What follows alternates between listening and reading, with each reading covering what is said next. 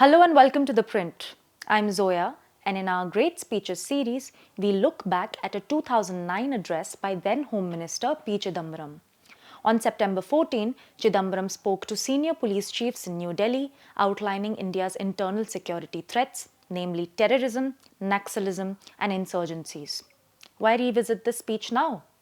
In May 2025, the Indian government claimed a major success against Naxalism with the killing of top-ranking Maoist leader Basavaraj along with 26 others in Chhattisgarh. In 2009, India was reeling from the 26/11 Mumbai attacks, exposing gaps in intelligence and policing. As Home Minister Chidambaram faced mounting threats, cross-border terrorism from groups like Lashkar-e-Taiba, left-wing extremism led by CPI Maoist, and the insurgencies in the northeast and Jammu and Kashmir. Speaking to Directors General and Inspectors General of Police, he outlined a multi-pronged strategy demanding better coordination, resources, and reforms. Chidambaram stressed the complexity of India's security challenges, requiring tailored responses.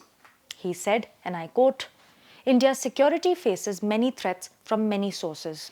Broadly speaking, the main sources of threat are terrorism, left-wing extremism, and insurgency in certain states.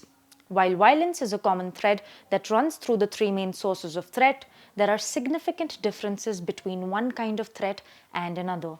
End quote. He singled out left-wing extremism as the deadliest of the three, noting how CPI Maoist dominates violence across various states. Chidambaram said, left-wing extremism purports to be a radical form of communism. Today, various groups adhering to this outdated ideology have their pockets of influence in 20 states across the country. Over 2,000 police station areas in these states are partially or substantially affected by the menace. End quote. Chidambaram warned of Maoists' growing sophistication, targeting India's development backbone.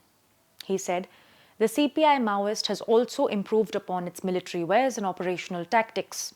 Besides targeting the police, alleged police informers, and so-called class enemies, it is laying greater emphasis on attacking economic and development infrastructure such as roads, bridges, railways, power, and telecommunication networks.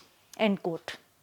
He flagged the dangerous nexus between Naxalites and Northeast insurgents, arguing that the CPI Maoist was supporting secessionist ideology and demands in order to expand its network and influence. He then pinpointed systemic flaws, urging better intelligence coordination to counter threats. Chidambaram said, be they terrorists, left-wing extremists, or insurgents, they often take advantage of our systemic constraints. The police forces work within the existing legal framework and normally remain operationally confined to their respective states. An effective strategy to neutralize them is predicated upon an institutionalized mechanism for intelligence sharing and operational coordination among the police forces across the country. End quote. The Home Minister set a firm policy: zero tolerance for terrorism and dialogue for extremists willing to disarm. He said, on terrorism, our stance is zero tolerance. On left-wing extremism, we are of the firm view that there is no place for an armed liberation struggle in a republican democracy. We urge the left-wing extremists to abjure violence and talk to the governments concerned on any issue, especially development. End quote. Chidambaram criticized outdated state practices and urged for urgent police reforms. He said, throughout the last 9 months, my effort has been to impress upon state governments, the security forces, and the people at large that we can no longer do business as usual. I still find that old mindsets and old habits persist. For example, state governments are unwilling or unable to revamp the recruitment procedures and make them quick, time-bound, and transparent. End quote. Chidambaram's 2009 speech spurred reforms like the multi-agency center and police modernization, though Naxalism and insurgencies persist. His call for vigilance and innovation remains a blueprint for India's security. Thank you for joining us on Great Speeches.